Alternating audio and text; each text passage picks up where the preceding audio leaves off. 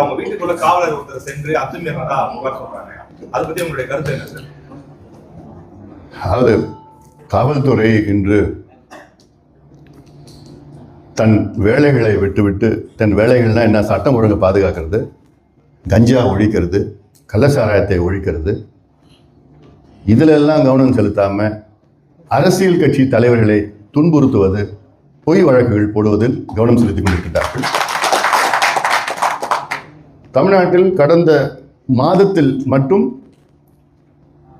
எத்தனையோ பெண்கள் பாலியல் வன்கொடுமைகளுக்கு ஆளாக்கியிருக்கின்றார்கள்.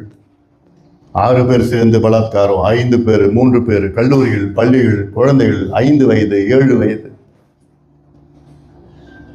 கேட்டால் காவல்துறையில் இது தனிப்பட்ட சம்பவம், நாங்கள் அங்கே போய் எப்படி இருக்க முடியும்னு ஒரு சொல்றதே அசிங்கமாக இருக்கிறது. அப்படி தமிழ்நாட்டில் ஒரு மனநிலையை உருவாக்கணும். இதை எவனா செஞ்சானா அவன் முடிஞ்சு போச்சுன்னு அர்த்தம். அந்த பயம் வரணும், அது காவல்துறை செய்யணும். இதை விட்டுட்டு எவனோ ஒருத்தன் கேஸ் பண்ணினாலும் அவனை மத்திய பிரதேச போய் தேடிட்டு வரான். ஒன்றும் இல்லாத கேஸ் அது.